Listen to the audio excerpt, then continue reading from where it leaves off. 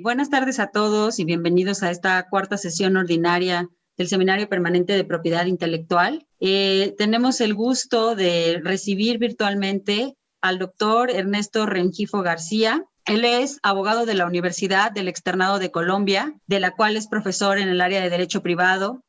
Realizó estudios de posgrado en Derecho Privado en la Universidad de Roma, La Sapienza, Italia, y en Derechos de Autor, Propiedad Industrial, Competencia Desleal, Prácticas Restrictivas de la Competencia en Queen Mary University of London. En el año del 96 fue invitado por el Instituto Max Planck, con sede en Múnich, para desarrollar investigación sobre patentes y biotecnología. Actualmente es el director del Departamento de Propiedad Intelectual de la Universidad del Externado de Colombia y profesor de Derecho de Contratos y de Propiedad Intelectual en la misma universidad. Es autor de varios libros sobre propiedad intelectual y en el moderno derecho de autor, del abuso del derecho de la posición dominante, entre otros. Es autor también de varios artículos y ensayos en el campo de derecho privado. Muchísimas gracias, doctor Ernesto Rengifo, por aceptar nuestra invitación a formar parte de nuestros ponentes de este seminario. Le damos particularmente las gracias a la maestra Carmen Arteaga, que nos hizo favor de gestionar y vincular esta invitación y que pues desafortunadamente no puede estar hoy con nosotros. Y bueno, adelante, muchas gracias, bienvenido. No, bien, mil gracias por esta invitación, me siento supremamente honrado que me haya el Seminario Permanente de Propiedad Intelectual de la UNAM, que me haya invitado, repito, a participar. Para mí es particularmente, es decir, como le dije, me siento supremamente honrado. No es la primera vez que la UNAM me invita y siempre también es un desafío intelectual estar con ustedes. Mil gracias a Ana, por supuesto a mi gran amiga María del Carmen, que por una vicisitud familiar hoy no nos acompaña, pero le mando un abrazo de solidaridad para el momento, en este momento que está pasando, y asimismo le agradezco al profesor Manuel Becerra y por supuesto también a Rafael Pérez Miranda, que hace parte de la maestría en propiedad intelectual de la UNAM. El tema que me ha que me señaló desarrollar fue el tema de reflexiones sobre el contrato inteligente o el smart contract que María del Carmen me designó. Entonces, comienzo. Ya me dijo Ana que tenía hasta unos, digamos, 55, 60 minutos para desarrollar o disertar sobre el tema del contrato inteligente, y a renglón seguido vendrán las preguntas, por supuesto, de los escuchas. Comienzo diciendo lo siguiente. Frente a esta nueva realidad tecnológica que se ha trasladado al campo del contrato, de los contratos. Y comienzo diciendo lo siguiente. El contrato, estimo, es la categoría fundamental del derecho privado. La categoría fundamental del derecho privado es el contrato. Algunos consideraron que era la propiedad, porque el contrato era el medio o el vehículo a través del cual se transmitía la propiedad, pero hoy en día el papel protagónico del contrato hace que esta figura sea el epicentro del sistema del derecho privado. Bueno, esa es una noción que me parece que despunta relevante porque el contrato inteligente merece un análisis a la luz de la teoría tradicional del contrato. Bueno, algunas de las más grandes transformaciones que ha tenido la teoría general del contrato han sido provocadas por la figura de las condiciones generales del contrato. Es decir, por las condiciones que predispone o dispone una parte económicamente más fuerte contra unos contratos que se van a celebrar y aplicar a los miembros de un conglomerado social. Asimismo, la teoría general del contrato tuvo también otra gran transformación cuando se trasladó la figura del abuso del derecho al campo de la responsabilidad contractual, porque seguramente, como aconteció en México, el abuso del derecho era una figura propia de la responsabilidad extracontractual y fundamentalmente por un desarrollo jurisprudencial se extendió al campo de los contratos. Y la otra gran transformación que yo observo en el punto de la teoría general del contrato es esto que estamos viviendo, es decir, una economía basada en servicios y en el entorno digital que lo rodea. Entonces, una economía fundamentalmente de servicios y en un entorno digital ha hecho que los teóricos de la teoría general del contrato, excúsenme en la redundancia, se pregunten o se expliquen dónde o cómo explicamos el contrato inteligente por las particularidades o especificidades que tiene esta modalidad contractual producto del desarrollo de la tecnología. Bueno, entonces, cuando me senté yo a estudiar la figura del contrato inteligente y me atiborré de información y me iba a sentar a escribir unas anotaciones, me iba a sentar a escribir mis reflexiones, dije, voy a comenzar haciendo un bosquejo de cuáles son los problemas filosóficos que subyacen por la incorporación del contrato inteligente dentro de la teoría general del contrato. Y entonces me surgieron estas, que son 2 páginas que quiero compartirlas con ustedes, porque no he modificado esas reflexiones iniciales cuando, repito, me atiborré de información especializada, fundamentalmente anglosajona, sobre la figura del contrato inteligente. Y entonces me hice las siguientes preguntas. Algunas de ellas pretendo responderlas o dejar reflexiones. Entonces, escribí. Hablar de la cadena de bloques, del blockchain, y el contrato inteligente implica que se ha agotado todo el acervo cultural envuelto en la teoría tradicional del contrato para justificar esta nueva realidad tecnológica que busca acabar con la intervención humana en la formación y ejecución del contrato. ¿Tendrá razón el pensador decimonónico cuando anunció que, comillas, todo lo sólido se desvanece en el aire? ¿Será cierto que somos nosotros, los bichos humanos, productos potencialmente perecederos y que la perdurable memoria ya no es tan necesaria? ¿Será cierto que lo efímero pasa a ser lo verdaderamente duradero y adaptarnos permanentemente a una nueva realidad cambiante va a ser lo perdurable? Hace apenas 2 décadas hacíamos babas hablando del contrato electrónico. Qué descreste era hablar de ello. Y hoy estamos ante una nueva realidad contractual nombrada con el sugestivo nombre de Smart Contract o contrato inteligente, que para algunos, no pocos, ni es inteligente ni es contrato.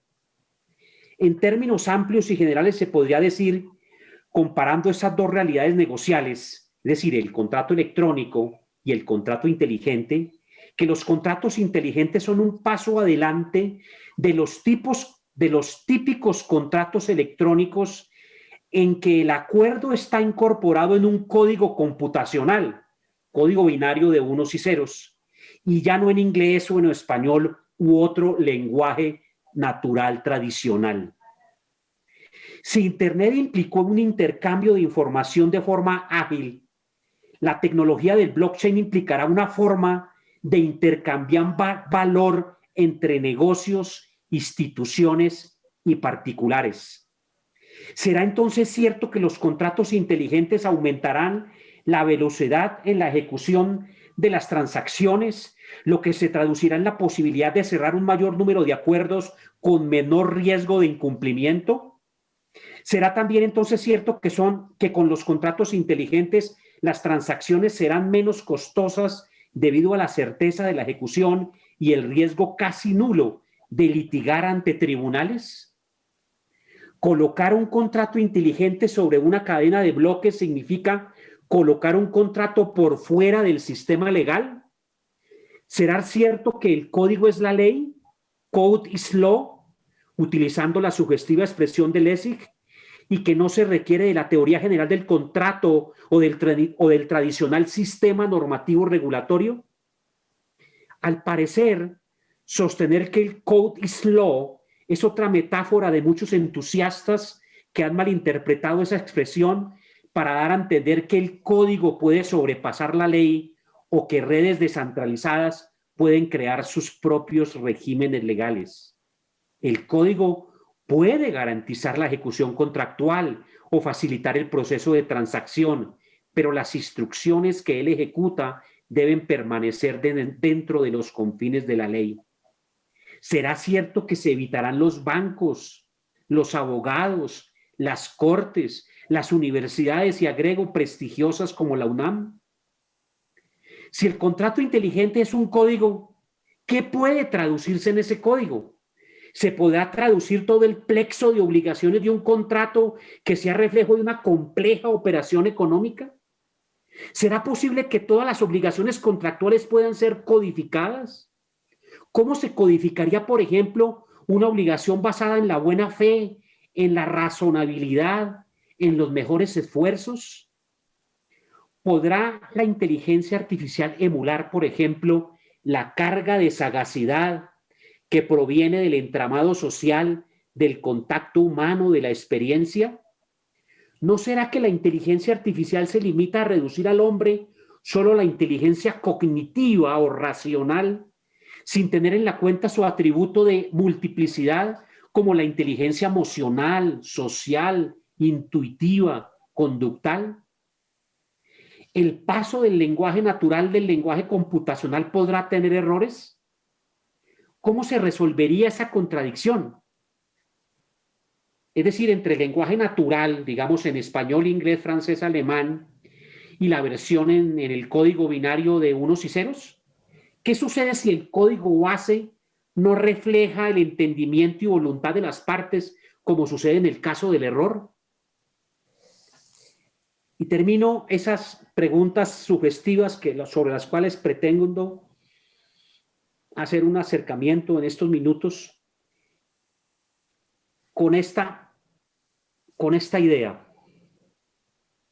Es decir, me puedo adelantar para afirmar que el contrato inteligente se puede explicar dentro del tradicional derecho contractual y que si bien podría existir un aparente conflicto entre el contrato inteligente y el derecho contractual, porque aquel representa un acuerdo autoejecutable sin intervención humana según algunos, el contrato inteligente permanece dentro del derecho contractual como cualquier otro contrato escrito en lenguaje natural. Ahora bien, se ha escogido una categoría más general para ubicar allí el contrato inteligente, esto es, el contrato algorítmico. En esta clase de contratos, a raíz de que es el mismísimo algoritmo el que celebra o perfecciona el contrato, se ha señalado que el acto de voluntad es relevante, pero no determinante.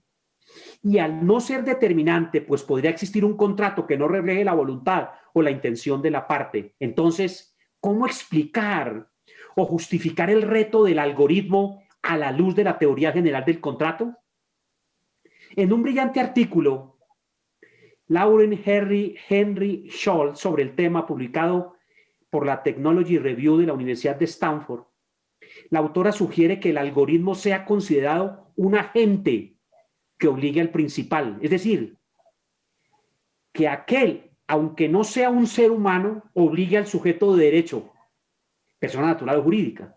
Esta idea, empero, abre un sinnúmero de interrogantes y con estos termino esta introducción. ¿Reflejará el algoritmo la intención del inversionista? ¿Podrá ser considerado el código en sí mismo un contrato? ¿Qué pasará con las prácticas mercantiles desleales? Improper trading practices, como dicen los anglosajones, cometidas por los algoritmos robotizados. Los algoritmos son considerados demasiado atenuados para reflejar la verdadera intención de las compañías, por ahora. Pero la autora que cité sugiere que ellos deberían ser considerados constructive agents en la formación del contrato para deducir responsabilidad por los actos equivocados, tales como el fraude, la manipulación del mercado. En fin, la teoría de la agencia o de la representación servirá para promocionar la responsabilidad de los algoritmos. Por fortuna, no se ha acabado la teoría general del contrato. Esa es la razón por la cual vengo a exponerle ya particularidades, pero me parecía relevante metodológicamente plantear esta problemática teórica o problemáticas teóricas que surgen con la incorporación del smart contract dentro de la teoría general del contrato. Podríamos decir que el contrato inteligente sería la primera innovación disruptiva de la profesión legal. Ustedes saben que hay dos tipos, pues digamos, hay diferentes clases de innovación, pero hay una innovación que es lineal, es decir, unas innovaciones consecuenciales, pero la innovación disruptiva es la que implica una ruptura frente a lo anterior. Entonces, algunos han calificado, dice, el smart contract implica una disrupción frente a lo tradicional. Incluso, como el contrato inteligente se explica también a la luz de la figura del blockchain, es decir, el contrato inteligente corre dentro de esa plataforma, llamémoslo así, del blockchain.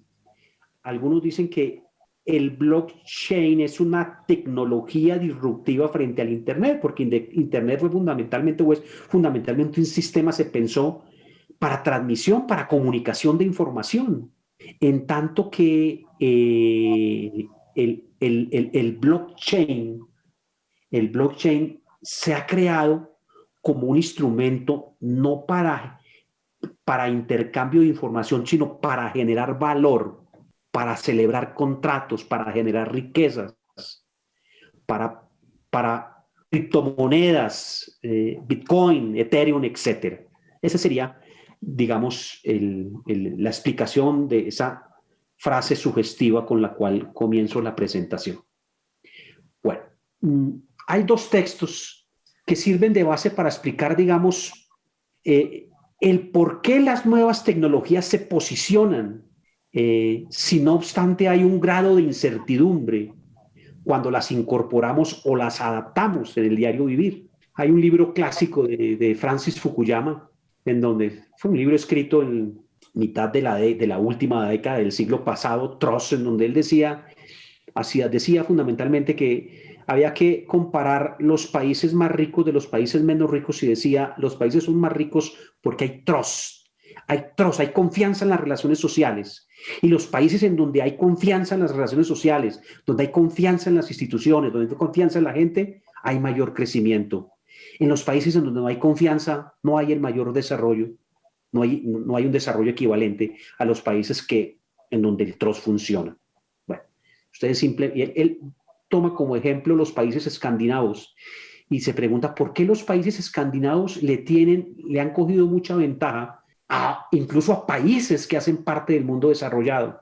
Entonces pone como ejemplo el tema de la confianza, el valor de la palabra dada, el cumplimiento a la palabra empeñada, la confianza que las instituciones tienen dentro, digámoslo así, del etos social.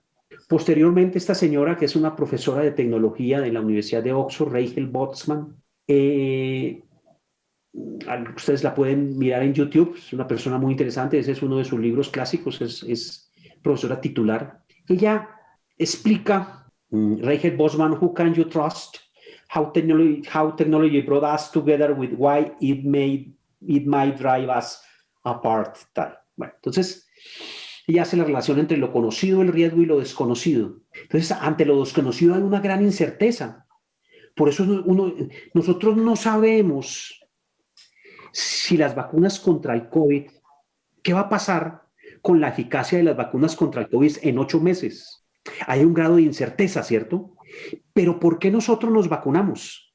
La pregunta es ¿por qué nos vacunamos? Seguramente porque tenemos confianza en la capacidad de innovación de esos laboratorios que le están ofreciendo al mercado unas vacunas para combatir el COVID. Entonces, esta señora es muy interesante, Bosman, porque dice, hombre, sin el TROS, el hombre no da el paso a lo desconocido. El TROS es lo que subyace, en que obviamente hay un gran movimiento que dice no vacunarnos, ¿cierto? Pero muchos, dentro de los cuales me incluyo yo, creemos que es necesario vacunarnos, independientemente de que no sabemos si es eficaz 8, 9 o 10 meses después de haber hecho, uno incorporado dentro de su cuerpo esa vacuna. Esa es. Entonces, esa es la relación, que de lo conocido yo hago el salto a lo desconocido por la confianza. ¿La confianza en quién? En un laboratorio, en un gobierno que me está diciendo vacúnese, etc. Entonces, el tema de cómo la confianza diluye lo desconocido, diluye la incerteza, que es un sentimiento muy humano además. Pensemos nosotros en el mito de la caverna de Platón, en donde estaba la sombra, pero no nos atrevíamos a salir a la luz. Seguíamos en la oscuridad hasta que alguien da el salto, ¿no? Y Bosman pone como ejemplo del TROS para dar el salto de lo conocido a lo desconocido, da el ejemplo del transporte. Imagínense ustedes los caballos y las carreteras. Yo no sé, yo recuerdo que Charles Dickens hablaba de cómo el transporte a través de caballos era terrible porque por la cantidad por el estiércol y por el efecto en la salud pública que tenía ese medio de transporte, el carruaje empujado por unos caballos. Y ahí se pasó al tren, se cogió una carrilera a una velocidad y se institucionalizó el tren.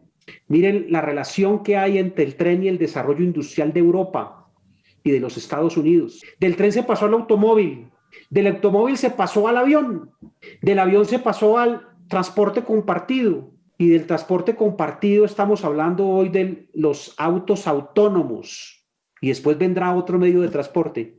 ¿Por qué se han asentado en la sociedad estos diferentes medios de transporte? Dice Bosman, por el TROS, por la confianza. ¿Y cuál es la evolución de la confianza? Ella hace la distinción entre el desarrollo histórico, que me parece que esquemáticamente es muy coherente esta presentación del desarrollo de la confianza. Se habla de una confianza local, digamos, la confianza comienza siendo local, en la medida en que una sociedad es pequeña, pastoril, la confianza es local. Después aparecen las instituciones y la confianza se institucionaliza. Y después se habla de una confianza distribuida, en donde ya no hay un tercero, una institución, una corte, una universidad, un banco que certifique, que valide una determinada operación. Eso es lo que conocemos hoy como confianza distribuida, que es la que aplicaría, lo que explicaría hoy la figura del blockchain, una cadena de bloques, ¿sí?, distribuida sin un nodo o ente central. Y aquí me detengo para los expertos en propiedad intelectual, que recordarán esos famosos casos a comienzos de este siglo, el caso Grosser y el caso Napster, en donde se recordarán cómo esos nodos, esos grandes computadores fueron considerados, no fueron avalados por la justicia norteamericana porque estimulaban la reproducción de contenidos musicales protegidos por la ley de copyright. Entonces, los tribunales de justicia ordenaron su shutdown, cerrarlos, porque era un adelanto tecnológico que estaba promocionando la infracción de derechos de autor de esos contenidos que habían sido subidos o bajados sin autorización de su titular. Entonces, como la tecnología va más adelante de estas soluciones, digamos, normativas o jurisprudenciales, por un tema tecnológico de arquitectura de redes, se acabó con ese gran nodo central que distribuía contenidos protegidos que previamente no habían obtenido autorización cuando se depositaban, y entonces apareció esa tecnología distribuida en donde todos los computadores son a la vez uploaders y downloaders. Ofrecen, pero además tienen la posibilidad de grabar contenidos. Ese es el origen de tecnología descentralizada, que es una de las características del blockchain, sobre el cual se incorpora el contrato inteligente como lo miramos. Entonces, esa es la evolución de la confianza, local, institucional y distribuida. Entonces viene el blockchain, que es confianza descentralizada. Cadena de bloques.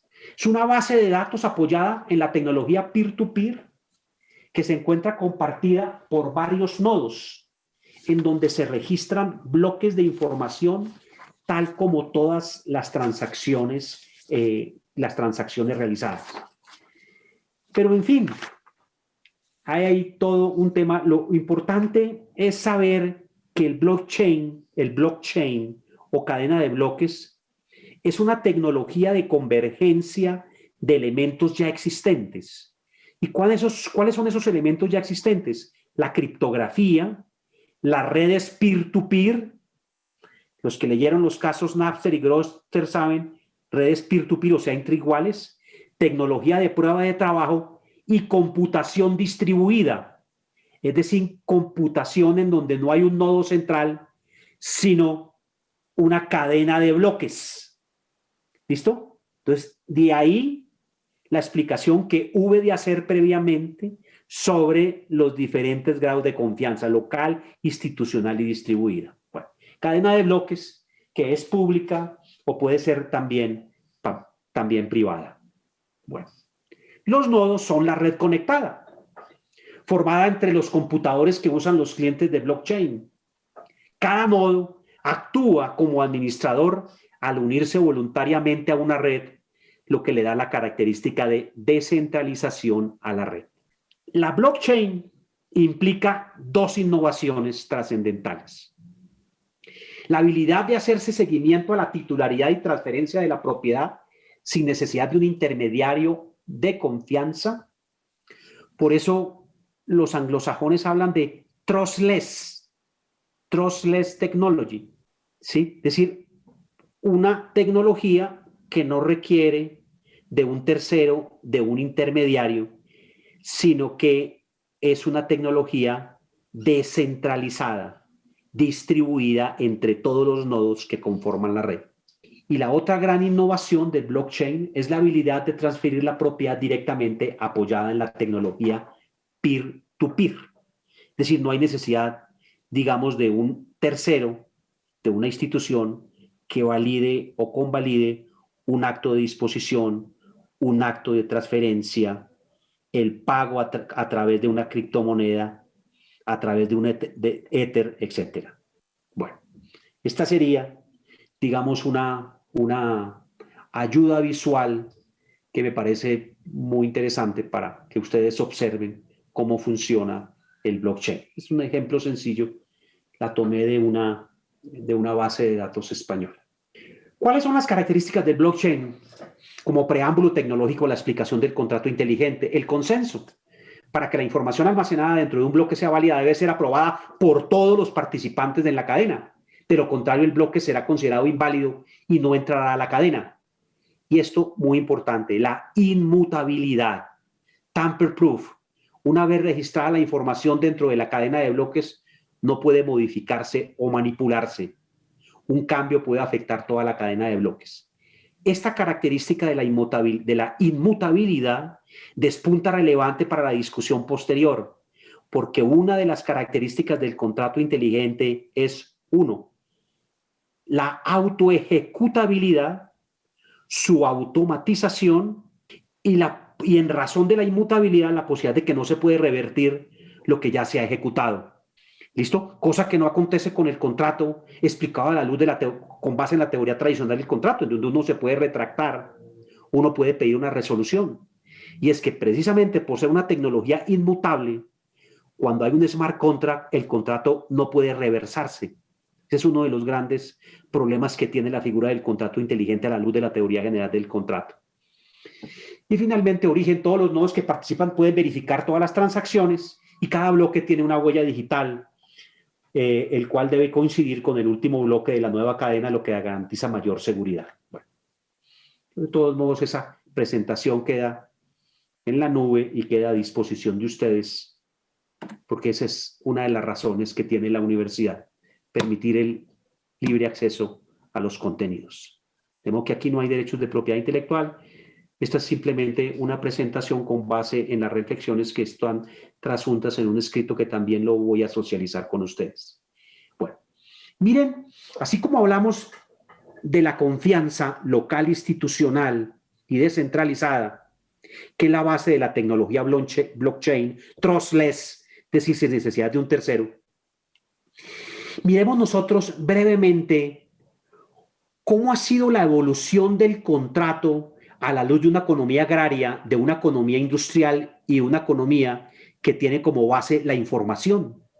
Es decir, una cosa es el contrato cuando la economía es una economía en donde no hay muchos actos, no hay mucho tráfico mercantil, son pocos. Pensemos en una economía pastoril, agraria. La característica es que los contratos se negocian. Los términos contractuales se negocian entre las partes celebrantes, entre las partes que celebran el contrato. Lo discuten. El precio del trigo, el precio del café, el precio del vino. Y entonces los contratos son fruto de expresión de la autonomía privada o particular, de la autonomía privada de cada uno de los celebrantes. Pero viene la sociedad industrial. Y con la sociedad industrial hay una producción masiva de bienes y, digamos, de ofrecimiento de servicios. Entonces se cambia el tipo contractual. Ya no son contratos discutidos, sino predispuestos por la parte fuerte económicamente. Y entonces aparecen los contratos estándar. Pensemos en un contrato de transporte. Nadie discute con Aeroméxico el contrato de transporte cuando alguien piensa volar Bogotá, México o México, Bogotá, ¿cierto? Entonces la característica es que los términos contractuales son estandarizados y comienza a reducirse la intervención humana, porque la intervención humana ya no discute el contenido del contrato, sino que el contrato está predispuesto. Y pasamos a la sociedad de la información. En la sociedad de la información se acentúa la participación humana en el proceso de celebración y de ejecución del contrato. Hay dos momentos estelares en el íter contractual. Uno es la celebración y otra la ejecución. En la economía agraria, tanto en la celebración como la ejecución intervienen ambas partes.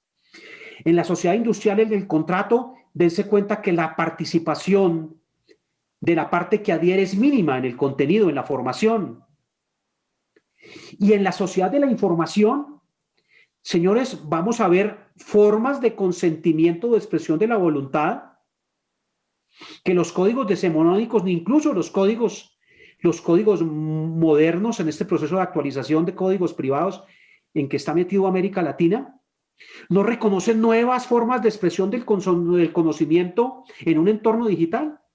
Por eso hay que mirar la experiencia jurídica anglosajona, en donde el mero clic es una forma de expresión del consentimiento, o cuando usted está con el browser en un contenido ofrecido en la red, ese comportamiento puede ser entendido o equivalente al consentimiento como elemento fundamental de un contrato.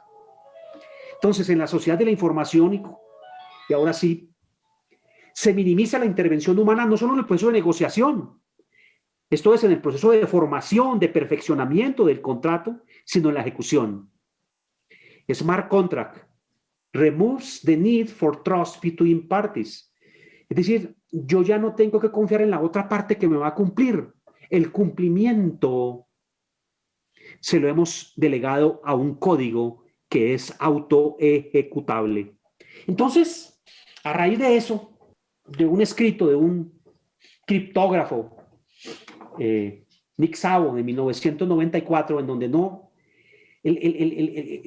a raíz de un artículo muy interesante, la gente comenzó a explicar la naturaleza jurídica de esta nueva modalidad contractual. Entonces dijeron, eso no es nada novedoso, eso es simplemente la máquina, el vending machine. Cuando usted mete una monedita, escoge, espicha y le sale el paquetico de papas o la gaseosa o el agua con gas o sin gas, etc. Sin embargo, en puridad, el smart contract no se puede equiparar a la figura del vending machine, Porque si ustedes se dan cuenta, el vending machine o la máquina que vende un producto depende en gran medida de la voluntad. Usted tiene que coger una moneda y meterla en la ranurita, pero además, si alguien desconecta la máquina, notarán ustedes que el propósito del comprador de adquirir una gaseosa o de un paquetico de papas no lo obtiene porque alguien, un humano, ha desconectado la máquina. Pero digamos, esa fue la explicación inicial cuando los teóricos de la teoría general del contrato quisieron explicar a la luz de esta teoría este nuevo fenómeno contractual producto del entorno digital, de esta economía de servicios en que estamos todos involucrados. Dentro de las muchas definiciones del contrato inteligente, porque ese ha sido un tema muy discutido, del contrato inteligente, quiero destacarles estas tres. La primera, Greenspan dice, el contrato inteligente es un pedazo de código, el cual está almacenado sobre el blockchain, lo que activa las transacciones y el cual escribe, lee y escribe información en esa base de datos en que consiste el blockchain. La definición de SAO de 1994, cuando el entorno digital no estaba tan desarrollado como ahora. Miren ustedes que en 1994 este señor Szabo definió el contrato inteligente como un Computerized Transaction Protocol, un protocolo de transacción computarizado que ejecuta los términos de un contrato,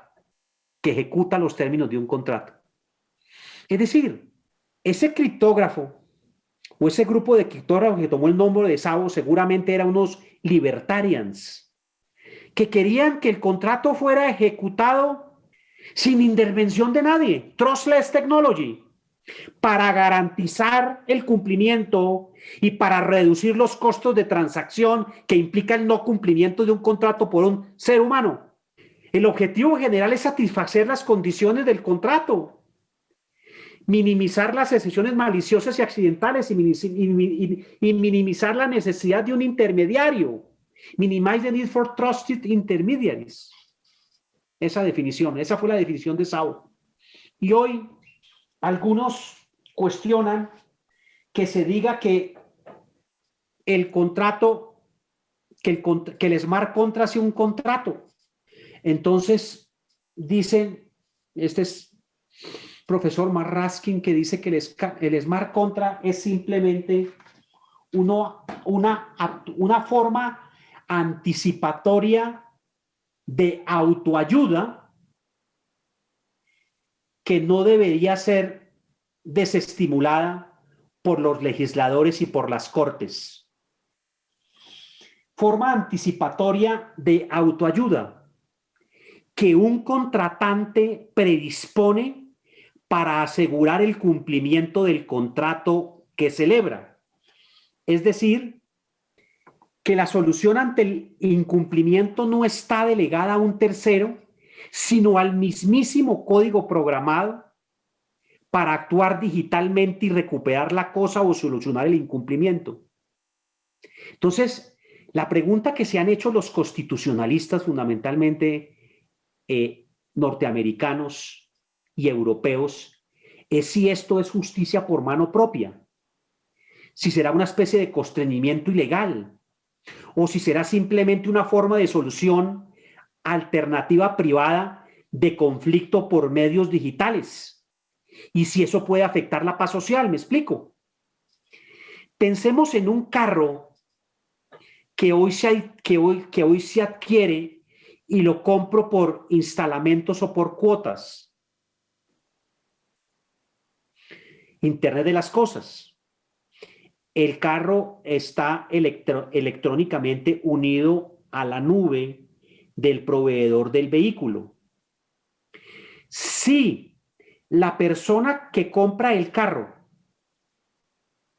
se retrasa en las cuotas, el sistema lo percibe y puede suspender el funcionamiento del motor del carro y por lo tanto él se verá forzado a cumplir el contrato. Eso es lo que en los Estados Unidos, hoy en los Estados Unidos existe la discusión sobre la validez de los Starter Interrupter Devices, es decir, instrumentos tecnológicos que interrumpen el funcionamiento del producto o servicio adquirido o licenciado. Según Raskin, este señor que ustedes ven, el citado, en una encuesta hecha en los Estados Unidos, se concluyó que en general estos instrumentos podrían ser legales en muchos estados, debido a que aseguran el derecho de una parte a autoayudarse para la reposición del acuerdo con las previsiones del Código de Comercio Uniforme que existe en los Estados Unidos.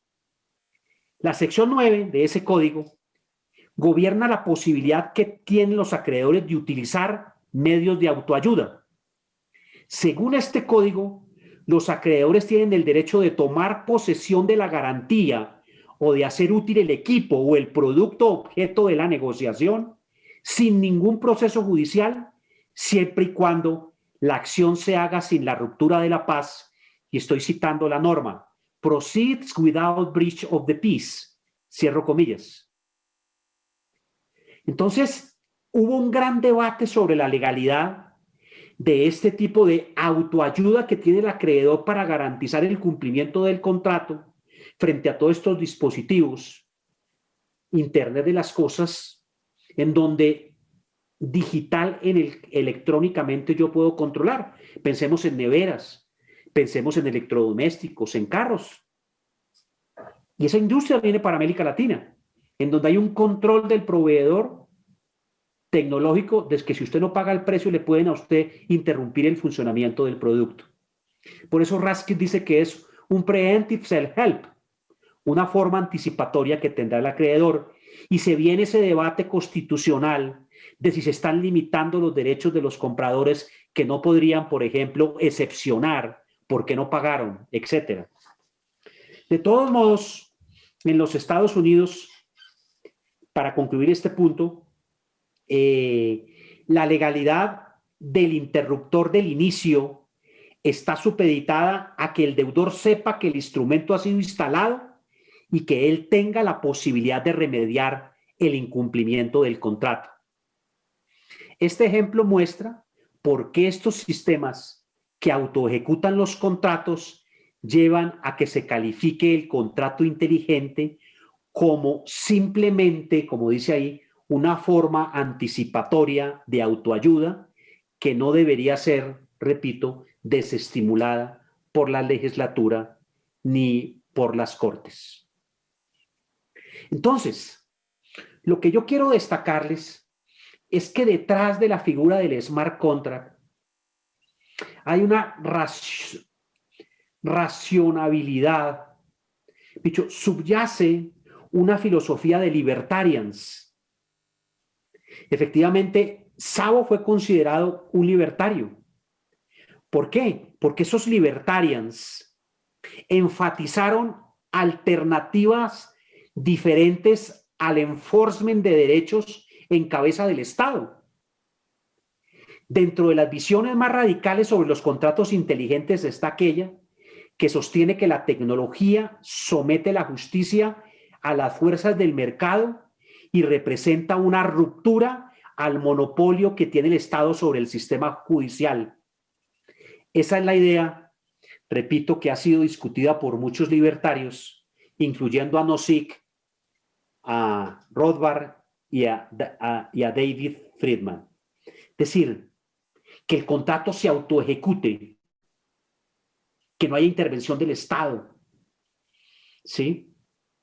La justicia son las fuerzas del mercado. Ese es un tema.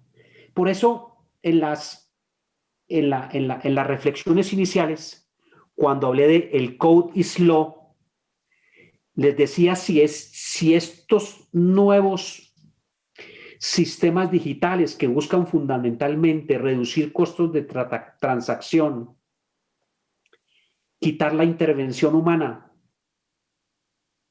ven como una rémora o dificultar la intervención humana en el cumplimiento de contratos, y lo que se persigue es eliminarla y que todo sea codificado y que todo lo haga un sistema computarizado.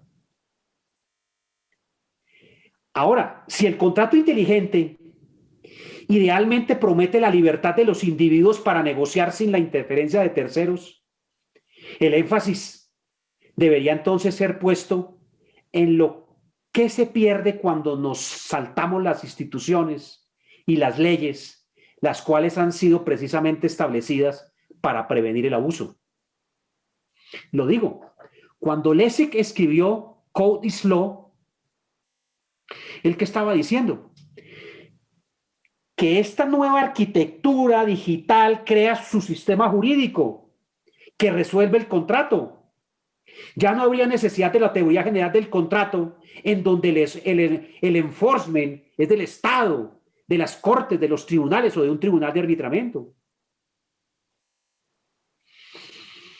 Alguna vez leí un texto futurista en donde en el País de España, un editorial en donde se preguntaba el columnista si es que no existirá una gran presión económica para hacer obsoleto lo humano. Les dejo la pulguita en la oreja. Pero se viene la discusión constitucional de todos estos sistemas que garantizan el cumplimiento sin un proceso judicial. Es decir, la tecnología va a garantizar a los proveedores de productos y servicios el cumplimiento, porque el mismo sistema autoejecuta o suspende la ejecución si usted no paga el precio por el producto o el servicio adquirido. El contrato inteligente se puede mirar desde dos perspectivas. Cuando se utiliza como un instrumento o como un medio, o cuando se utiliza como agente. Cuando es un instrumento, es un código binario. El algoritmo se limita a ejecutar lo que las partes disponen sin que el algoritmo decida por sí mismo. Ojo con eso. Es un código diseñado con el fin de automatizar la ejecución de las prestaciones acordadas. Pensemos en un contrato de seguros, en donde el smart contract establece que si acontece el siniestro, la compañía aseguradora deposita en la cuenta digital el valor del seguro al beneficiario del seguro. ¿Listo? Notarán ustedes que la presencia del siniestro, el acaecimiento del riesgo, que es lo que se llama siniestro, es un hecho externo al sistema. Es decir, que el sistema tiene que alimentarse con una información proveniente de un tercero que diga que el terremoto aconteció, que la vacuna no fue eficaz. Entonces, eso se conoce con el nombre de oráculo. Oráculo es la información proveniente de un tercero ajeno al sistema per se. El código puede hacer uso de información externa, oráculo, a eso apunta la última línea de esta ayuda visual. Entonces, el contrato utilizado como herramienta, un código, eso lo vemos ahora. Pero viene la otra posibilidad y es el smart contract como agente. Entonces, les mencioné que hay dos hitos fundamentales en el contrato: su celebración y su perfeccionamiento y su ejecución. Cuando yo hablo del contrato inteligente como instrumento, pues las partes acuerdan, expresan su consentimiento sobre los términos del contrato, pero además expresan el consentimiento sobre un hecho fundamental y es la autoejecutabilidad del contrato por un sistema o por un código binario. Cuando el contrato actúa como agente, la voluntad humana ya no interviene ni siquiera en el perfeccionamiento, ni siquiera en la ejecución. Podrá llegar la inteligencia artificial ella misma a celebrar el contrato y a ejecutarlo sin ninguna intervención humana. El contrato como agente puede contratar por sí mismo sin intervención humana y crear nuevos términos contractuales. Entonces, miren las dos reflexiones o tres que hago al finalizar esta ayuda visual con estas preguntas. ¿Qué pasa con aquellos contratos algorítmicos? Es decir, inteligencia artificial, learning machine, capaces de contratar por sí mismos sin intervención humana alguna. ¿Se llamarán todavía contratos? ¿Podrán ser considerados como contratos aun cuando no media la voluntad de las partes que contratan? ¿Pasará el consentimiento como elemento esencial del contrato dentro del derecho tradicional a ser un elemento facultativo dentro de las relaciones contractuales? Porque para la teoría tradicional del contrato, el consentimiento, señores, sigue siendo el elemento fundamental.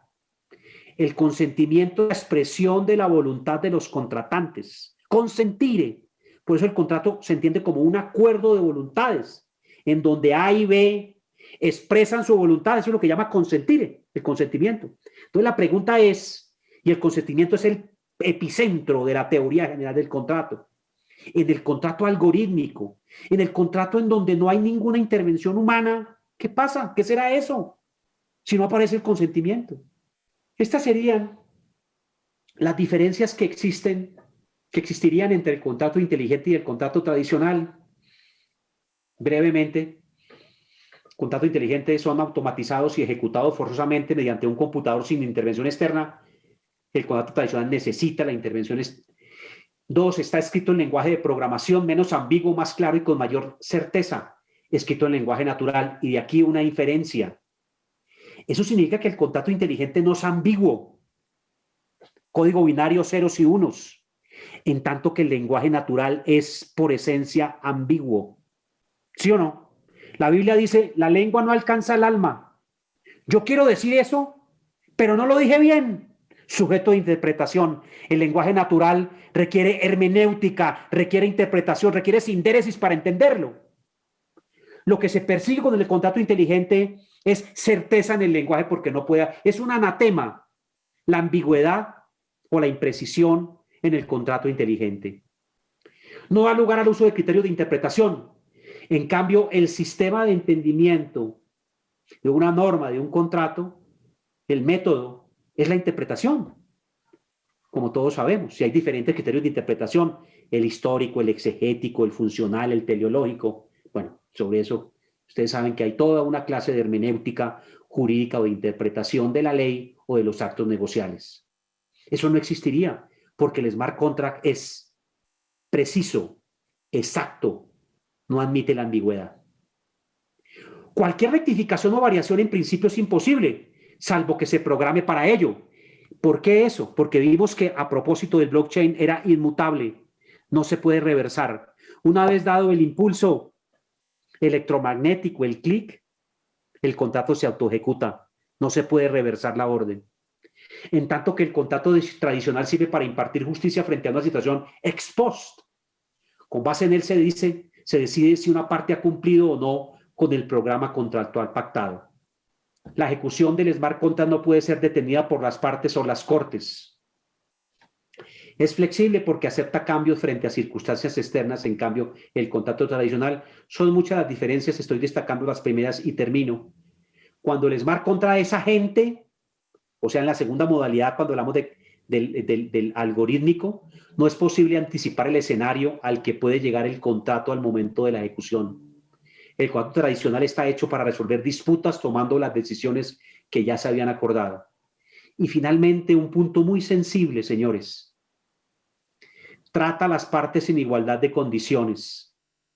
En cambio, en el contrato tradicional hay, por ejemplo, una legislación tuitiva y protectora en defensa de la parte débil, del consumidor, del ciudadano o del que no es profesional. Imagínense ustedes, señores, que el contrato inteligente termine totalmente corporativizado por las grandes corporaciones que se han aprovechado por dos cosas: la globalización y una economía de servicios en un entorno digital, y han concentrado una riqueza. ¿Qué posibilidad tendría yo ante unas cláusulas contractuales en donde no hay posibilidad de intervención del Estado, discutir su justeza, su injusticia, su desequilibrio, etcétera? Entonces terminemos con este último punto. La formación de los contratos. Entonces, esa es una norma clásica que aparece en la mayoría de los códigos civiles de América Latina, porque somos nuestra fuente nutricia en el derecho privado es el Código Civil francés, y no obstante las reformas, bueno, Ahora, en los modernos proyectos se ha abolido la causa, pero lo que de los elementos del contrato se dice que la capacidad, el consentimiento, la capacidad y el consentimiento y el objeto, pero se ha abolido la causa. Pero yo quiero mirar esto. Que consienta en dicho acto o declaración y su consentimiento no adolezca de vicios. Esa es una frase que viene del Código Civil francés y seguramente existe en los códigos civiles de América Latina y también en el Código Civil Federal y de los estados. Creo que en México hay también códigos civiles de los estados que hacen parte de la federación, ¿cierto? ¿O solamente está el Código Civil Federal? Bueno, no, ahí me pierdo. Bueno, pero cuando aparece la Ley de Comercio Electrónico, que permite la existencia del comercio electrónico, dense cuenta que el consentimiento no desaparece. Tomo como base nuestra ley de comercio electrónico que tomó como base la ley de comercio electrónico de la UNCITRAL, que seguramente es la base de la ley de comercio electrónico de México. Y dice, en la formación del contrato salvo acuerdo expreso entre las partes, la oferta y la aceptación podrán ser expresadas por medio de un mensaje de datos.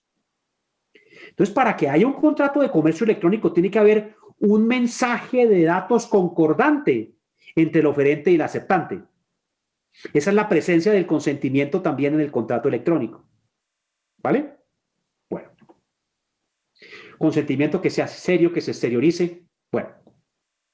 Pero entonces, si el consentimiento es un elemento fundamental en el contrato y el consentimiento existe en el contrato electrónico, producto del comercio electrónico. Miren ustedes la cantidad de transacciones electrónicas que se hacen en la red hoy en día. El tema es, ¿desapareció el consentimiento en el contrato inteligente? Entonces, cuando el smart contract es un instrumento, un tool, un medio, dense cuenta que sigue existiendo el consentimiento. Lo que pasa es que es un consentimiento, digamos, que se ha bifurcado. Uno, porque tiene que haber un consentimiento sobre los términos del contrato. Y dos, tiene que haber un consentimiento sobre la ejecución automática del contrato. Aunque la ejecución del smart contract es automático, el contrato requiere la presencia de la voluntad de las partes. La voluntad deberá ser manifestada al momento en que el individuo decide participar dentro del contrato sobre los términos especificados.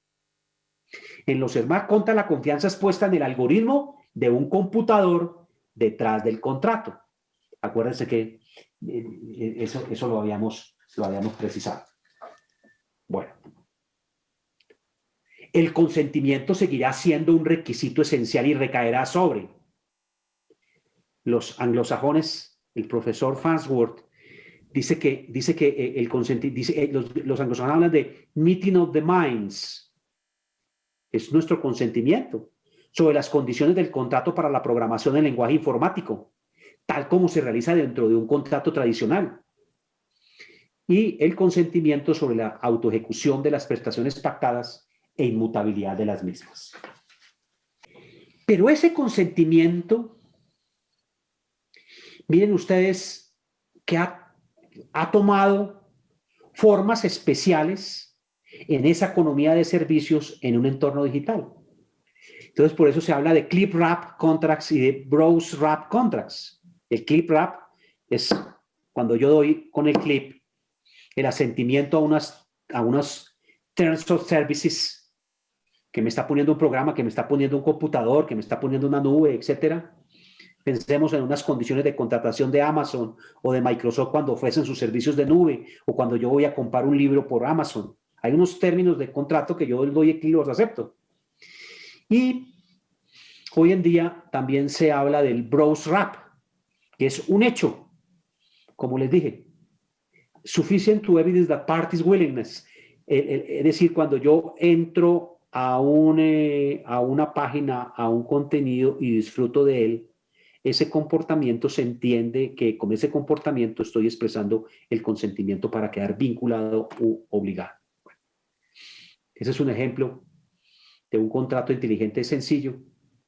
Consentimiento es para mostrar cómo el consentimiento entonces está en la mera ejecución del acto que da lugar a que se desencadene el smart contract, tal como el pago de una suma de dinero, y aquí da lugar el ejemplo que les di sobre el contrato de seguros. Bueno, este es un tema muy interesante, muy jurídico, y lo resumo.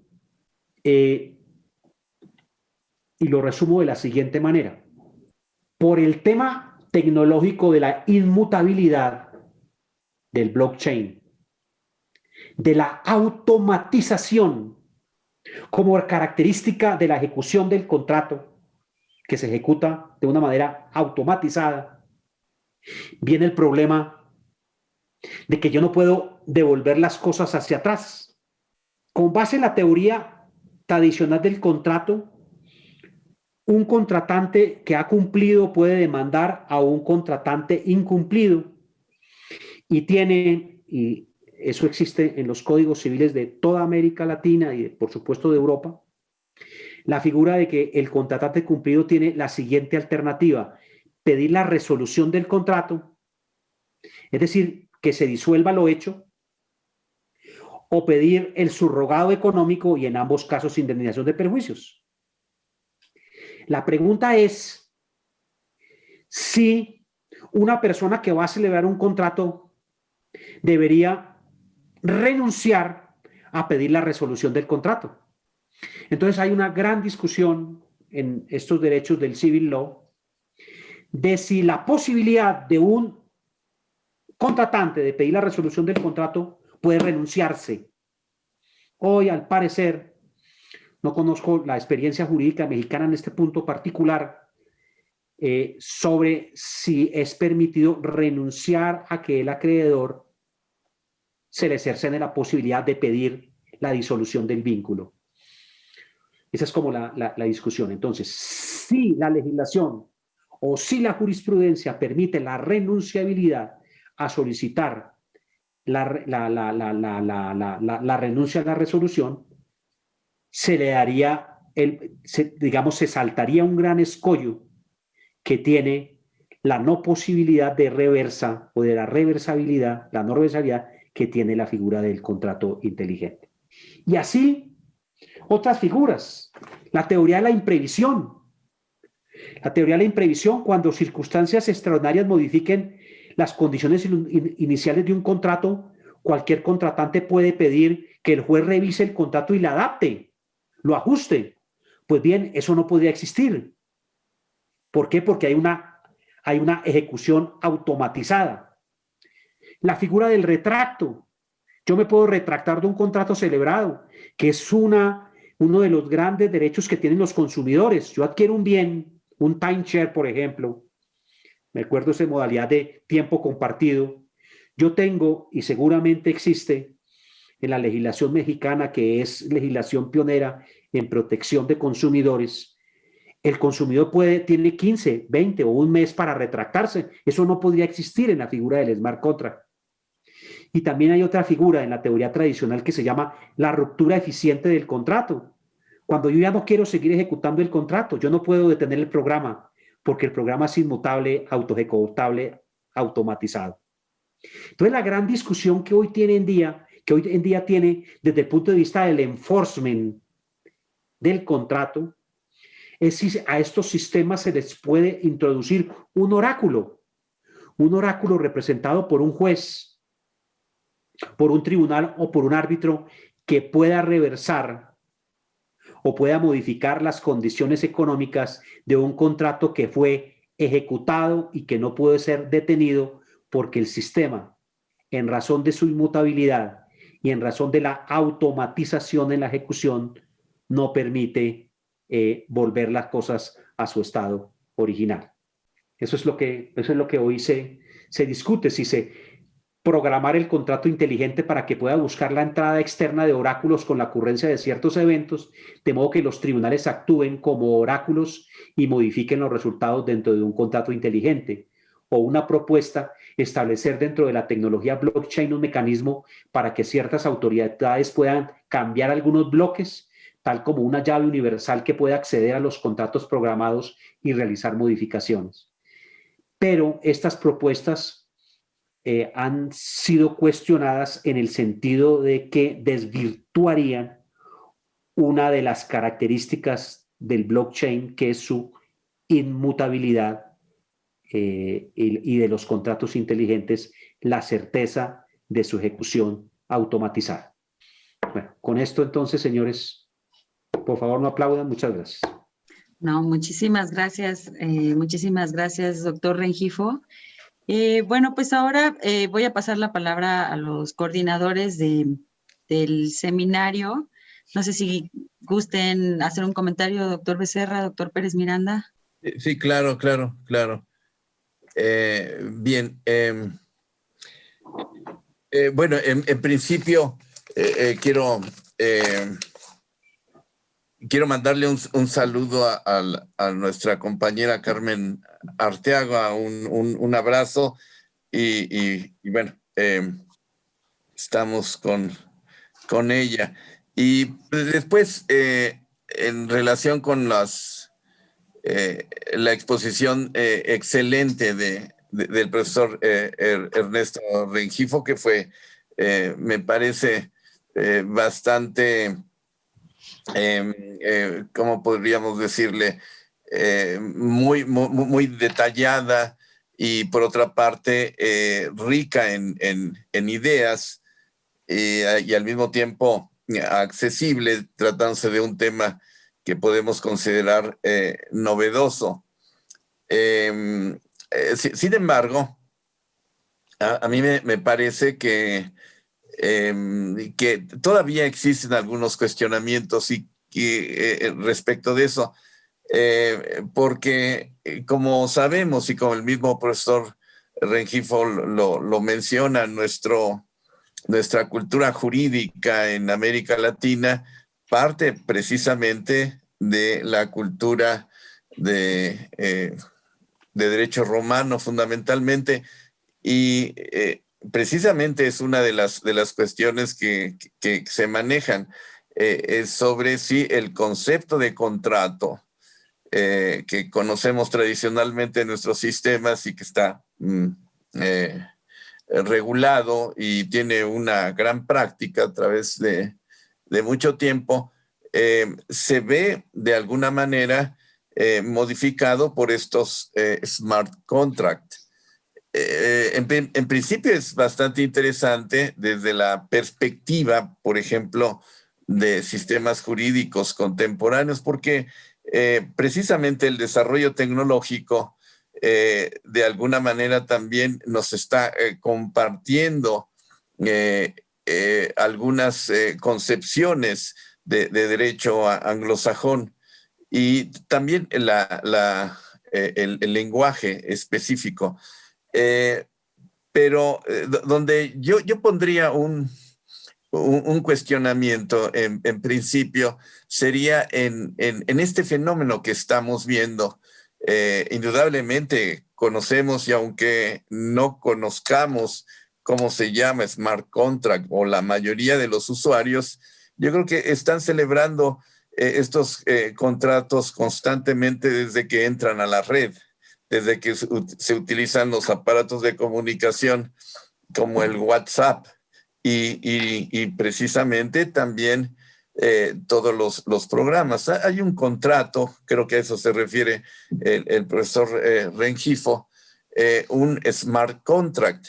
Pero mi primer cuestionamiento sería, ¿en realidad existe una nueva figura de contratos con las características que él nos está mencionando?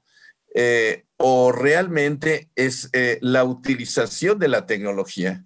Por ejemplo, cuando habla del acuerdo de voluntades, que es la base fundamental y que da elementos para la existencia de un contrato tradicionalmente, en este sentido, ¿existiría realmente un acuerdo de voluntades en un contrato de este tipo? ¿O sería lo que se conoce ya tradicionalmente por el derecho como un contrato de adhesión? Esa es una cuestión. Las características voy a una parte que me parece central.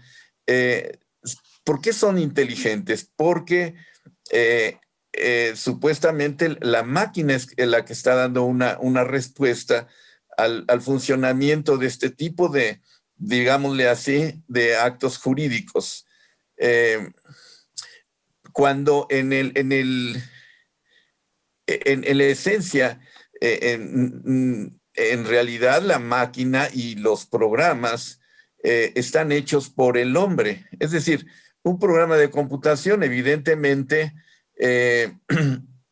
está creando una serie de opciones que se pueden dar en un momento específico. Y eso es una cuestión de lógica matemática que desde hace mucho tiempo se viene utilizando en el derecho por una corriente que conocemos desde la década de los 70, creo yo.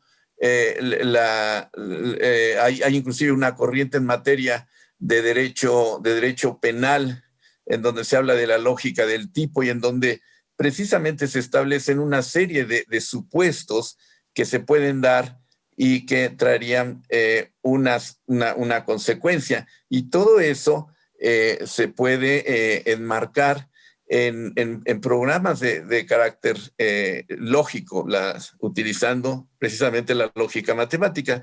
Y eso es lo mismo, pero en este momento dentro de la computadora. Creo que en ese sentido la intervención del hombre está en todo momento. Lo que sí pongo en duda es por una parte, después estaría la cuestión de qué capacidad tiene la otra parte para negociar esos tratados, esos contratos. Indudablemente no existiría posibilidad de negociarlo, puesto que ya las posiciones están prefijadas.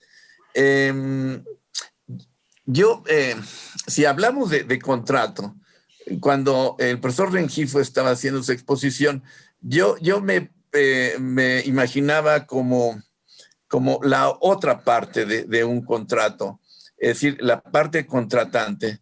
Si realmente fuera un contrato, tendría yo posibilidades de ofrecer a mi otra parte mi contrato inteligente, es decir, o solamente tengo que aceptar lo que ya está propuesto. En ese caso, les digo, existiría, creo, una limitación a ese elemento fundamental que es el acuerdo de voluntades. Y ese no es contrato, ese es un acto de adhesión. Esa es una cuestión. Y lo otro, como el profesor Rengifo lo menciona, tiene un gran cuestionamiento de carácter constitucional, precisamente porque él lo mencionaba claramente.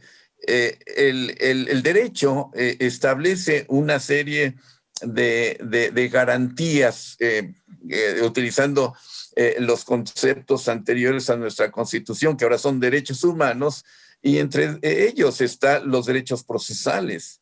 En un contrato inteligente se resolvería la controversia automáticamente, sin capacidad, sin darle posibilidad a la otra parte de ser vencido y en un procedimiento sin la posibilidad de presentar pruebas, etcétera, que son los elementos fundamentales o las garantías individuales que todo individuo tiene.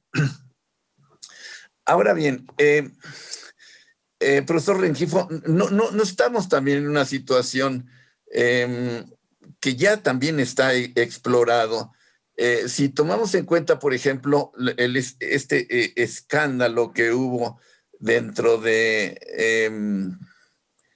la red, recuerde usted esto que dio la vuelta al mundo de Cambridge Analytica. Es decir, esta utilización inteligente, así entre comillas, que en realidad es una utilización por vía de los programas de computación de los datos de los individuos, en donde definitivamente no hay una posibilidad de respuesta. Esto, como sabemos, dio motivo a escándalos porque se utilizó la información de gente sin posibilidad de defenderse y sin posibilidad de conocer cuáles eran las consecuencias precisamente de estos contratos inteligentes, es decir, ingresar al Facebook, poner mi información en Facebook, etcétera, etcétera, y que poco a poco también está de alguna manera reaccionando, porque está reaccionando precisamente el sistema, porque definitivamente fue un abuso o es un abuso de quienes manejan estos impresionantes sistemas de comunicación, en donde, bueno, la población en general, con la finalidad de hacer uso de esos sistemas, puede firmar, como se dice, cualquier contrato que se le ponga enfrente, sin conocer las posibles consecuencias que exista. Entonces, profesor Rengifo, no estamos ante una situación quizás de un nuevo paradigma en la utilización de la tecnología. Del derecho está ahí y lo conocemos, son las características específicas, pero más que nuevo contrato, no sería una utilización diferente de la tecnología en los actos que normalmente realizamos y que ya están bastante explorados. Es decir, sabemos muy bien, usted hablaba, por ejemplo, de los conceptos generales de los contratos y los conocemos, es la base fundamental en nuestro sistema jurídico romano-germánico que practicamos, pero en fin, en términos generales me parece bastante interesante su exposición y sobre todo este acercamiento que nos hace en frente de un tema que es muy contemporáneo, muy actual, que hay que seguir observando. Gracias, profesor. Gracias, profesor Becerra, por su comentario y tomo atenta nota de ello, porque efectivamente dentro de las notas iniciales reflexivas mencionaba que para algunos ni es contrato ni es inteligente, porque efectivamente el contrato exige el consentimiento. Los contratos exigen los consentimientos independientemente de cualquier modalidad. El contrato de adhesión o por adhesión es contrato, porque el acto de adherir es la forma como se ha interpretado que ahí va el consentimiento. Y dos, en esa línea que usted planteaba, profesor Becerra, algunos dicen, no, esto es simplemente un código, eso no es un contrato, es un código que ejecuta un contrato previamente determinado, previamente fijado por las partes. Y como usted ha hecho una especulación muy interesante, quiero mencionar una cosa que por razones de tiempo no mencioné, pero que desde el punto de vista dogmático es relevante poner de presente. Y es que para algunos, como no existe posibilidad de incumplimiento, no habría contrato. ¿Por qué? Porque la posibilidad de incumplimiento es un elemento estructural de las obligaciones. Si no hay posibilidad de incumplimiento, cae el fundamento de la obligación, porque nadie está obligado a algo que necesariamente debe ocurrir. Y como sabemos, el contrato, de acuerdo con nuestra tradición, es fuente de obligaciones de dar, de hacer y de no hacer. Entonces, si el código, que para algunos es contrato, yo estoy de acuerdo con usted que es más un instrumento de un contrato previamente acordado, no permite la posibilidad de incumplimiento, no sería contrato. En consecuencia, solo cuando la ejecución de lo prometido depende de la facultad o libertad del deudor, hay una obligación. De lo contrario, es decir, cuando el convenio verse sobre eventos que necesariamente van a ocurrir, no surgiría obligación alguna. Ese es un punto dogmático, teórico, que se ha presentado frente a esto. Es decir, resumo, ¿podría existir un contrato sin obligación? Porque si la obligación supone que el deudor está en libertad de cumplir o no cumplir, o mejor, la pregunta parece un contrasentido, es decir, ¿podrá existir un contrato sin obligación? Es decir, un contrasentido en la medida de que el contrato es fuente de obligaciones, pero al plantearse que como en el contrato inteligente no hay posibilidad de incumplimiento, no habría contrato, entonces la pregunta no despunta ilógica. Esa sería como otra presentación teórica, dogmática, frente a las muy agudas reflexiones que usted ha planteado, profesor Becerra. Muchas gracias. Doctor Pérez Miranda.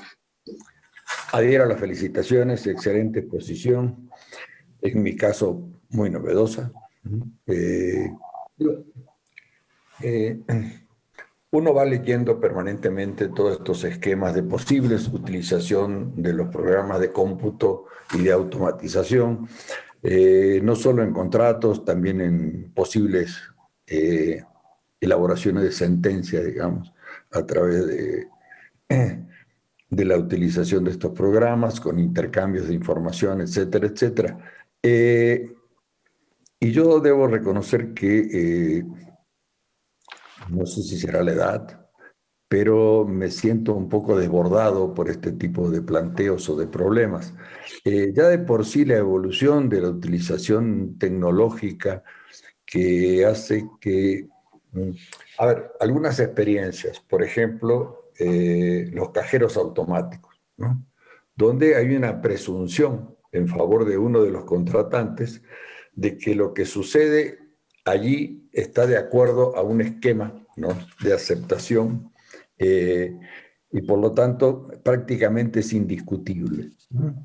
Entonces, la discusión se centra en el sentido de los análisis de una de las partes. Es, yo invierto en la seguridad de los cajeros automáticos en la medida, ¿no?, en que a mí me va a resultar más útil, más beneficioso invertir en un esquema de seguridad más complejo que si no sucede así.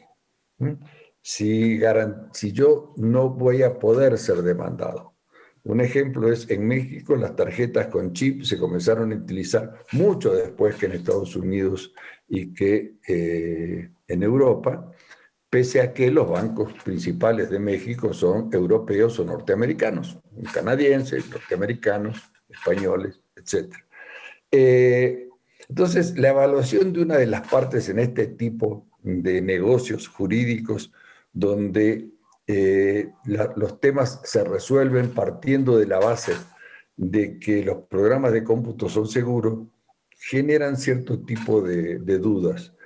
Hay que reconocer también que se ha trasladado al campo de las negociaciones particulares cierto tipo de presunciones que eran propias del sector público.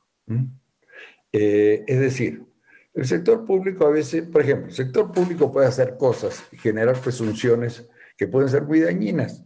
En mi caso, por ejemplo, yo vivo en un condominio, en un 30 metros cuadrados, y digamos 30 más de área común, y en un momento determinado el Estado cambia la superficie de mi departamento y presume que mi departamento mide 124 metros cuadrados y me cobra por esos 124 metros cuadrados y yo tengo que pagar esa suma, digamos, y tengo que demostrar que no tengo una superficie de 124 metros cuadrados, es decir, y me invierte en la carga de la prueba.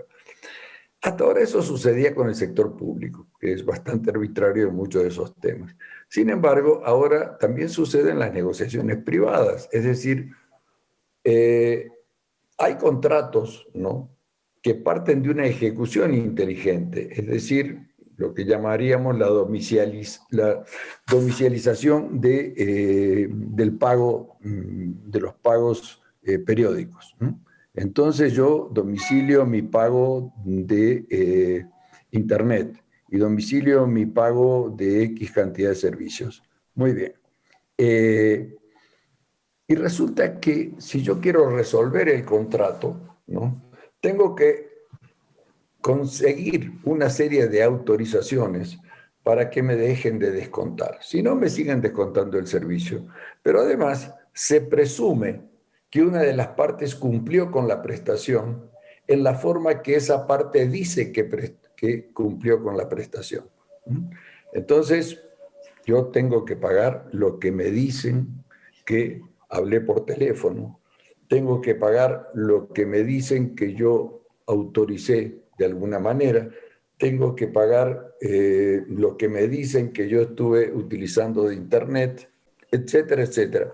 Es decir, hay una de las partes que decide si cumplió o no cumplió con la prestación.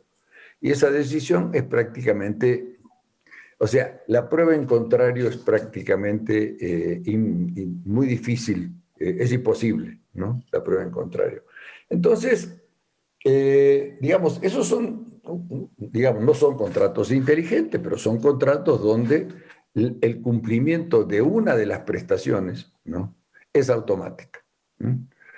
El cumplimiento de la otra prestación no se sabe, ¿no?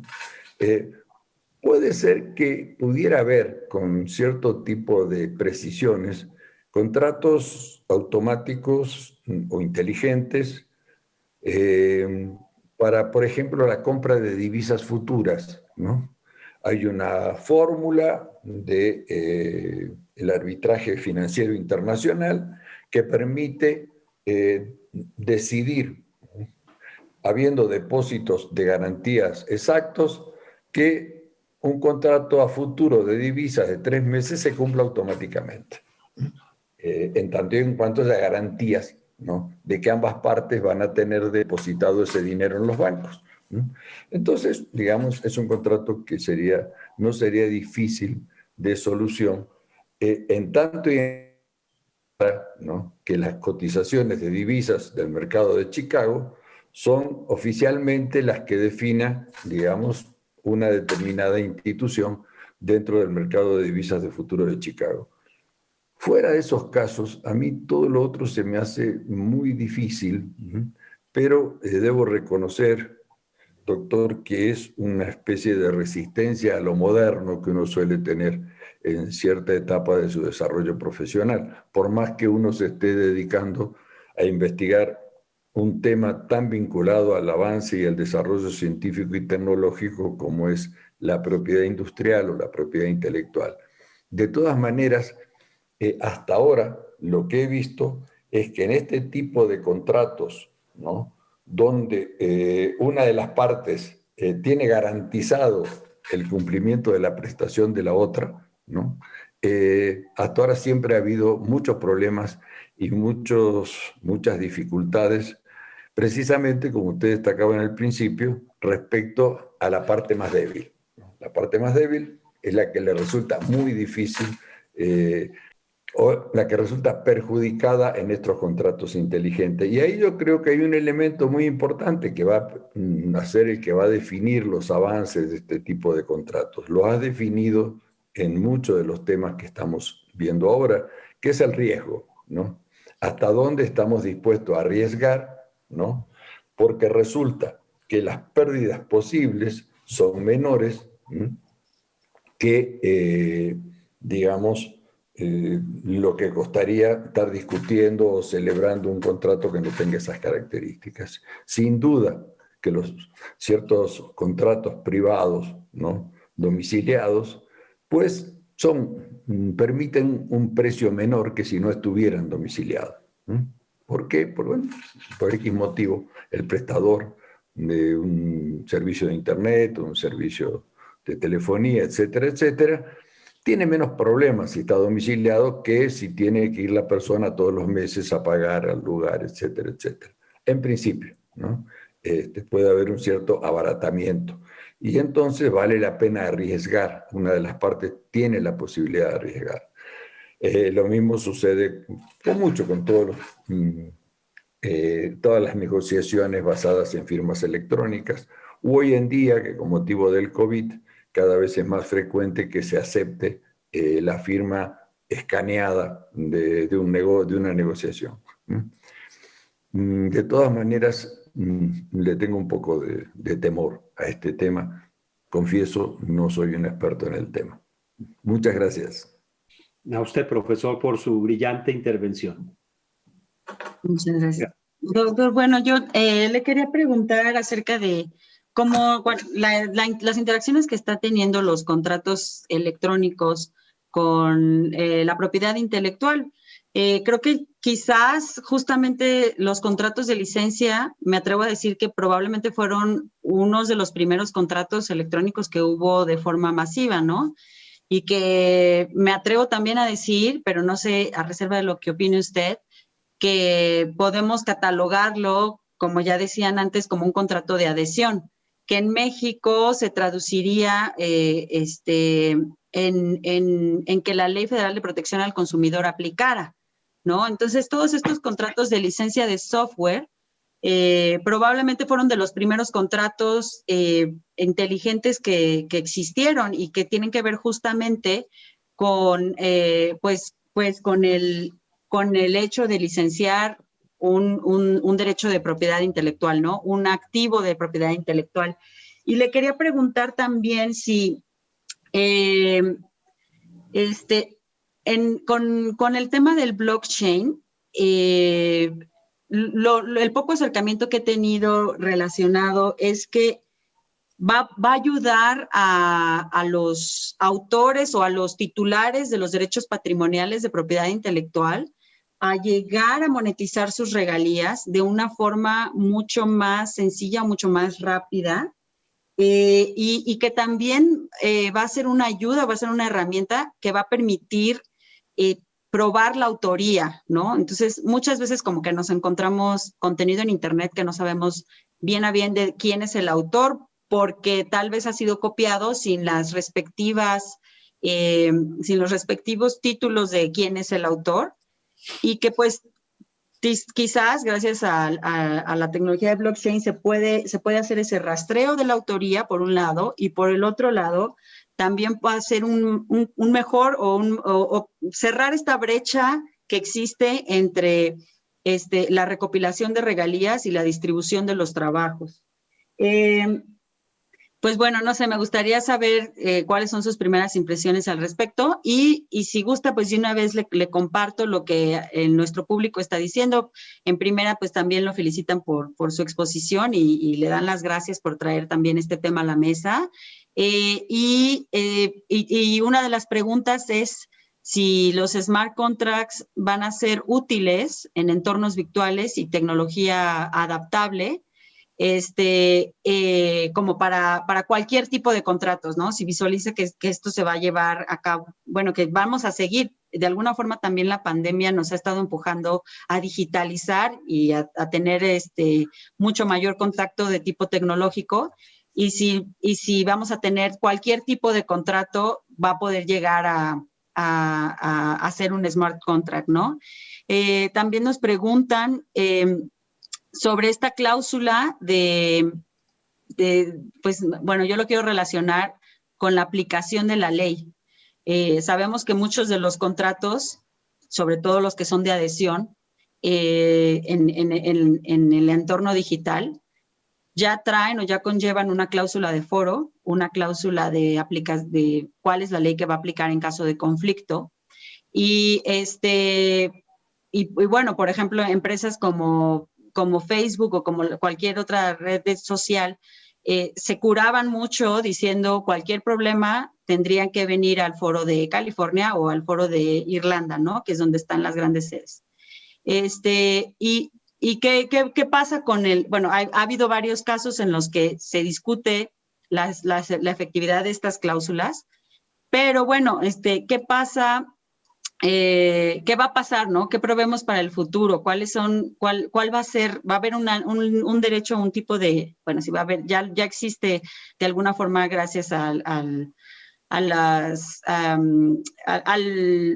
las leyes, modelo que se han estado desarrollando, pero ¿cuál sería? ¿Va a dejar de existir una barreras o fronteras, digamos, fronteras respecto de la aplicación de la ley y la explicación del foro? Y si quiere, pues hasta aquí lo dejo más o menos para escuchar sus comentarios. Muy bien. Tomo la siguiente, hago la siguiente cita para responder a varias de las preguntas y reflexiones.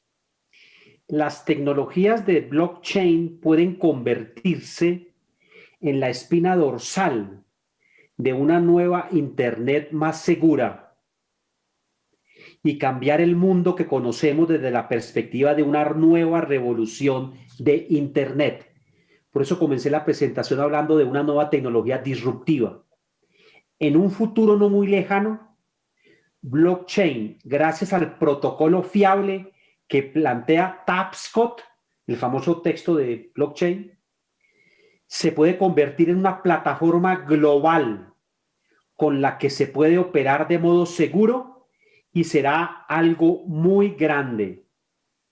Tapscott plantea que más que un Internet de la información, las cadenas de bloques convertirán a Internet en un Internet del valor o del dinero, basado en que la plataforma permite a todo el mundo saber de lo que es verdad, al menos con respecto a la información que se registre de manera estructurada. En su forma más básica, es un código fuente libre y como tal nos da la posibilidad de crear infinidad de aplicaciones nuevas y de cambiar muchas cosas, dice Tapscott. Este Internet de valor producirá un gran cambio social y tecnológico que impactará en todas las facetas de la vida, como sucedió con la aparición y despliegue universal de la red de Internet y de la web.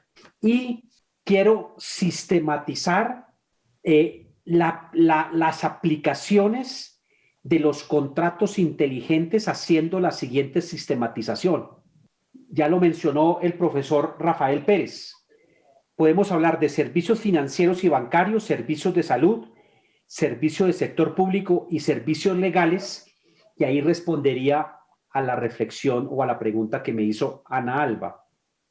En servicios financieros y bancarios, la aplicación de los contratos inteligentes existen préstamos, seguros, hipotecas, depósitos de garantía, herencias, sector inmobiliario y automatización de pagos y donaciones. En servicios de salud, expedientes médicos, acceso a los datos sanitarios de la población y el seguimiento de la salud personal.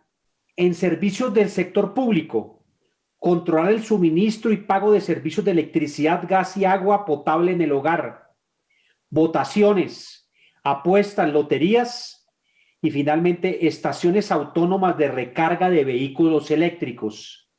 Y en materia de servicios legales, y con eso contesto la reflexión o le doy respuesta a lo que Ana mencionaba, el registro de la propiedad, no solamente de la material, sino también de la propiedad intelectual, de los activos digitales, la firma digital y verificación de identidades y el tema de la actividad notarial, por supuesto, si los notarios lo permiten.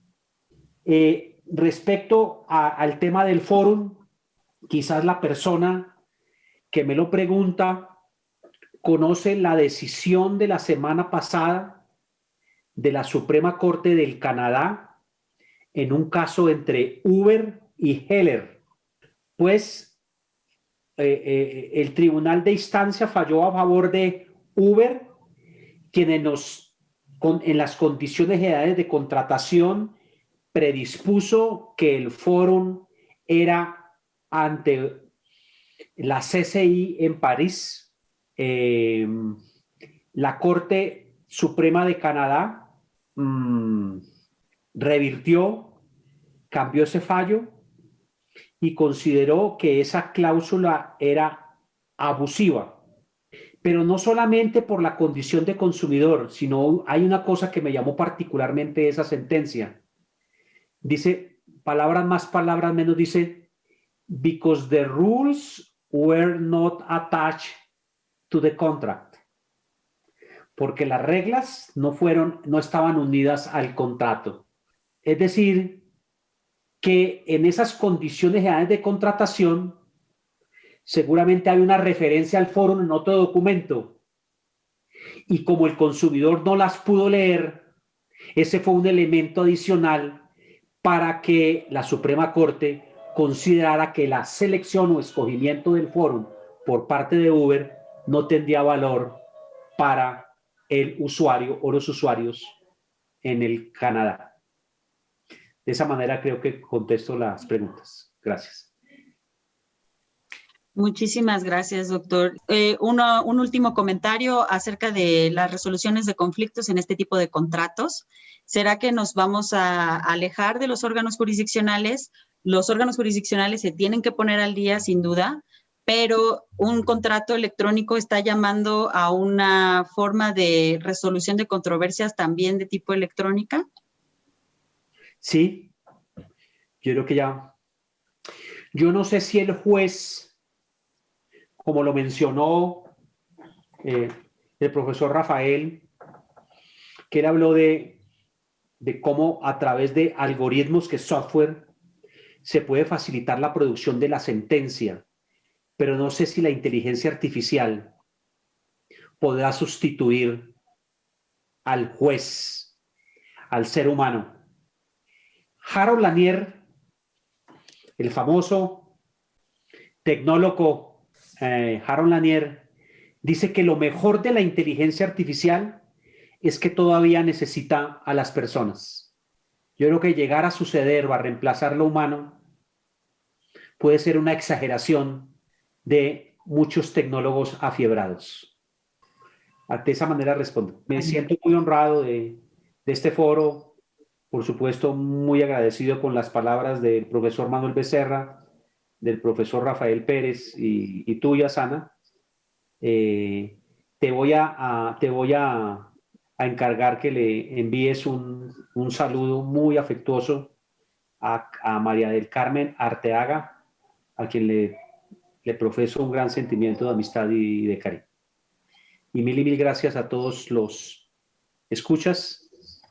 Y como siempre, para mí la UNAM es signo de muchas cosas y sobre todo de responsabilidad frente a las actividades intelectuales que uno debe acometer.